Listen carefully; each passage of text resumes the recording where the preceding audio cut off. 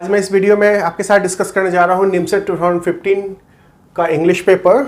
इसके कुछ पार्ट मैंने अपने प्रीवियस वीडियो में डिस्कस किया है, जो कि आप इस वीडियो पे आई बटन क्लिक करके उसको देख सकते हैं और उसके आगे मैं कंटिन्यू कर रहा हूँ। सो क्वेश्चन नंबर 6 से मैं कंटिन्यू कर रहा हूँ यहाँ पे। हम चलते हैं आगे। हमारा यहाँ पर क्वेश्चन है fill in the blanks. Dash to school yesterday, dash to school yesterday. So option आपका है A option did you walk, first option है डिड यू वॉक, सेकंड है डिड यू वॉक्ड, थर्ड है डू यू वॉक, फोर्थ है have you walked. So आप decide कीजिए क्या होना चाहिए, इस राइट ऑप्शन क्या होगा। Dash to school yesterday, so it's talking about yesterday, ये कल के बारे में बात कर रहा है, यानी वो बीत गया। सो जब हम कल के बारे में बात करते हैं या कभी भी आपको उसका दिन या तारीख मेंशन किया हो तो वो सिंपल पास्ट टेंस में हम लेंगे। ओके, जैसे कि आपसे पूछ दिया गया कि संडे को तुम कहाँ थे और संडे को कहाँ गए, या 2019 दिसंबर 2019 में तुम कहाँ थे। सो जहाँ पर डेट और टाइम या यस्टरडे वगैरह लगा रहे तो वहाँ हम सिंपल पास्ट टेंस का यूज़ करते हैं। तो यहाँ पर ये क्वेश्चन सेंटेंस है। सो सिंपल पास्ट टेंस में हम क्वेश्चन सेंटेंस बनाने के लिए डिड का यूज़ करते हैं। सो यहाँ पर डिड का यूज़ होगा सिंपली, और डिड के बाद हम वर्ब का फर्स्ट फॉर्म लगाएंगे। ध्यान रखना है आपको, डिड के बाद वर्ब का फर्स्ट फॉर्म लगाएंगे। यहाँ पर वर्ब का फर्स्ट फॉर्म वॉक है। सो सिंपल क्वेश्चन बनता है, जब सिंपल पास्ट में क्वेश्चन बनाता है तो डिड लगाते हैं, यहाँ सब्जेक्ट लगेगा और उसके बाद वॉक यहाँ पर वर्ब का फर्स्ट फॉर्म है। सो हमारा आंसर होगा did you walk. Did you walked नहीं होगा क्योंकि यहाँ पर ऑलरेडी हमने डिड लगा दिया है, तो वॉक्ड पास्ट टेंस फॉर्म है, तो दो पास्ट टेंस फॉर्म नहीं यूज होगा।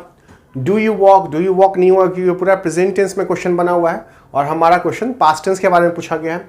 Have you walked present perfect tense है और हमारा सिचुएशन प्रेजेंट परफेक्ट का नहीं है, हमारा सिचुएशन सिंपल पास्ट का है।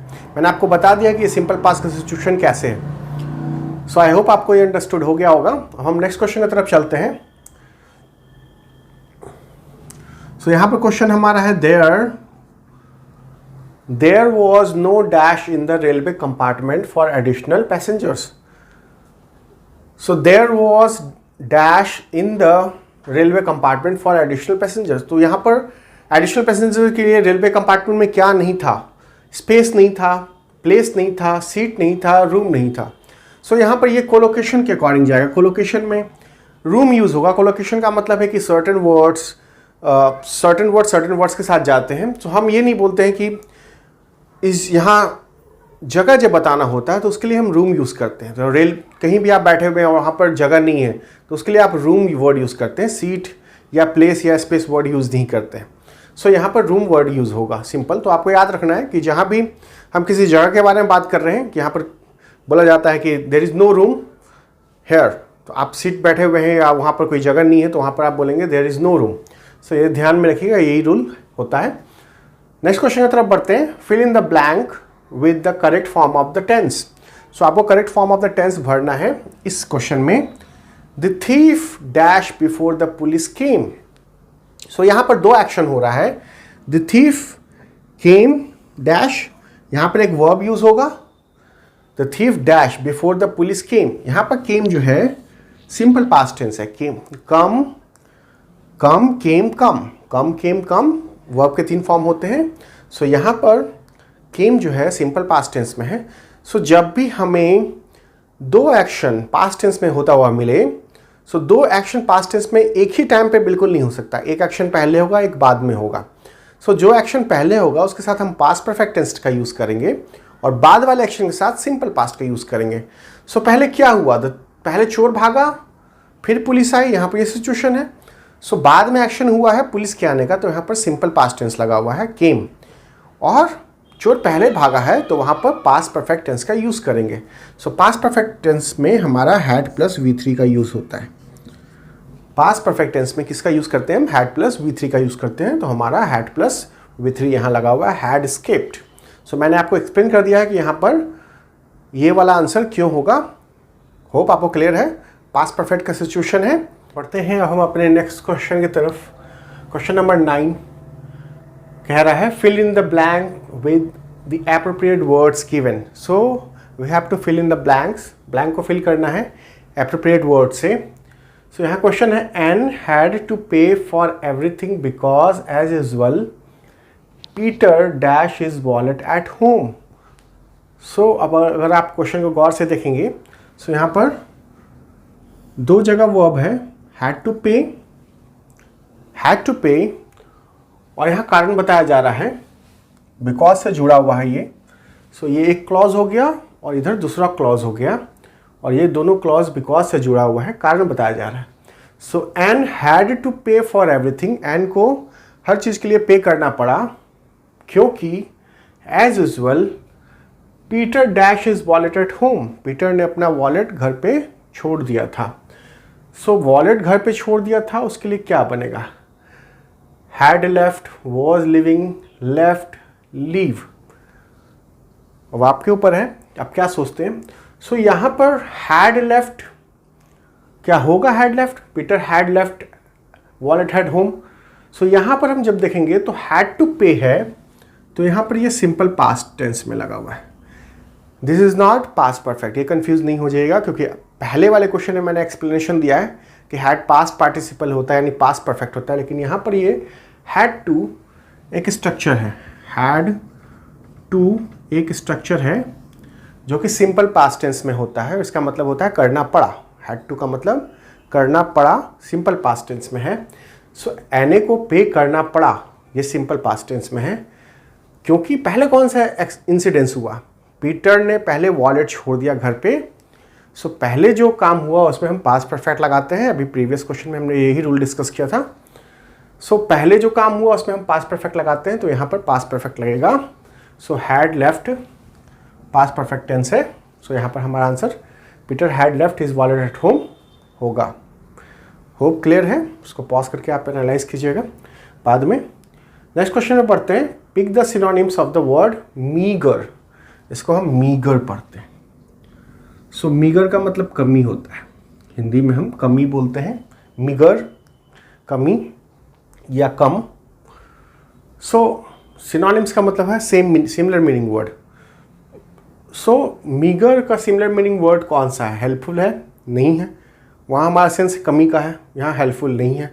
एबंडेंट मतलब बहुत ज़्यादा, प्रचुर मात्रा में, सो ये अपोजिट वर्ड है। एसेंशियल जरूरी, कमी जरूरी अपोजिट वर्ड नहीं है, एसेंशियल मतलब जरूरी, ये कमी है। सो लिमिटेड वर्ड कमी बताता है, लिमिटेड, आपके पास कोई चीज़ लिमिटेड क्वांटिटी में होती है तो वो कम होता है या कमी होती है उसकी। सो मीगर हम इसको कम लिख सकते हैं, कमी की जगह आप अपने समझने के लिए कम रख सकते हैं, कम। सो लिमिटेड हमें कम बताता है। सो ये हमारा आंसर बनेगा synonyms similar meaning word. Next question में चलते हैं, choose the word that best expresses the meaning of mud slinging. So हमें ऑप्शन में दिए गए ऑप्शन में वैसे वर्ड को चूज करना है जो कि मड स्लिंगिंग का मीनिंग को एक्सप्रेस करता है। सो पहला ऑप्शन है हैविंग पेन। सो मड स्लिंगिंग अगर आप इसको हिंदी में ट्रांसलेट करेंगे तो मड का मतलब कीचड़, स्लिंगिंग का मतलब लगाना, थोपना। सो जब हम हिंदी मीनिंग पे आते हैं तो कीचड़ मलना। सो कीचड़ मलने का मतलब क्या होता है, कीचड़ मलने का मतलब होता है किसी पे आरोप लगाना। अगर हिंदी मीनिंग आप देखें तो सिंपली होता है किसी के ऊपर आरोप लगाना। सो आरोप लगाने के लिए क्या हमारे पास वर्ड है, गिविंग पेन नहीं, एब्यूजिंग समवन, ये स्लाइटली नियर अबाउट है, स्लाइटली नियर है। एब्यूजिंग समवन का मतलब होता है किसी को बुरा भला कहना, उसके बारे में बुरी बातें कहना। और ऑप्शन देखते हैं, लेइंग ब्लेम, ब्लेम लगाना। सो मड स्लिंगिंग, ब्लेम लगाना। चौथा ऑप्शन है damaging the reputation. So mud, ये दोनों अगर ऑप्शन देखेंगे, लेइंग ब्लेम, ब्लेम लगाना, ठीक है, damaging the reputation, reputation damage करना। सो अगर हम एग्जैक्ट मीनिंग देखें दो कीचड़ लगाने का, इसका मतलब है कि आप किस के ऊपर कीचड़ लगाते हैं तो आप क्या करते हैं, उसके रेपुटेशन को डैमेज करते हैं, उसके इमेज को ख़राब करते हैं, यानी हम दूसरे शब्दों में कहें तो उसको कैरेक्टर एसासिनेशन कहते हैं।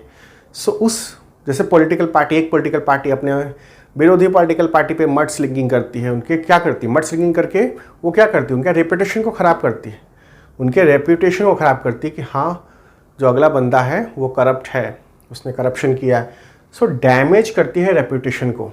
ओके, सो ये मोस्ट अप्रोप्रिएट आपका है। ओके, ये थोड़ा कंफ्यूजिंग है लेकिन यहाँ पर डैमेज रेपुटेशन से रिलेशन है इसका। ठीक है, नेक्स्ट क्वेश्चन की तरफ बढ़ते हैं। For a word 4 spellings are given, you have to choose the most appropriate spelling word। सो किसमें इसकी स्पेलिंग सही दी हुई है, चारों में से किसकी स्पेलिंग सही है? तो सीलिंग, CIELING, सीलिंग ये वर्ड गलत है। CAALING ये भी वर्ड गलत है। CEILING सीलिंग ये होता है सीलिंग, जैसे होता है believe. So believe and ceiling में अलग अलग तरह से जाता है स्पेलिंग। ठीक है, सो सीलिंग में CI होता है, बिलीव में L, यहाँ पर मैं अंडरलाइन कर दूँ, जो वर्ड हमें स्ट्रेस हो रहा है ये चीज़ स्ट्रेस होता है, बिलीव में ऐसे होता है, और सीलिंग में CEI होता है। CEI आपको याद रखना है, CI सीलिंग में होता है, बिलीव में BELIE ये वर्ड अंडरलाइन किया है मैंने। सो इस तरह से होता है, तो हमारा ceiling, this is the right option word. So आज मैंने इतने क्वेश्चन आपके साथ डिस्कस किए। आने वाले वीडियो में फर्दर क्वेश्चन डिस्कस करूँगा। आपने में से जिन लोगों ने चैनल सब्सक्राइब नहीं किया, प्लीज़ आप चैनल सब्सक्राइब कीजिए, सो दैट आपके सारे क्वेश्चंस के जवाब आपको मैं दे पाऊँ और आप उसके नोटिफिकेशन को पा सकें। आने वाले वीडियो में मैं आपके फर्दर क्वेश्चंस को डिस्कस करूँगा। 2016, 2017, 2018, 2019 के पेपर्स को डिस्कस किया जाएगा। तो आपको मैं सजेस्ट करूँगा कि प्लीज़ आप मेरे साथ वीडियो के साथ बने रहें, अटैच रहें मेरे चैनल के साथ, सो दैट आपको अपडेट्स मिलता रहे और आप ज़्यादा से ज़्यादा लर्न कर सकें अपने निमसेट के बारे में, निमसेट के इंग्लिश पेपर के बारे में। तो मिलते हैं अगले वीडियो में। Thank you.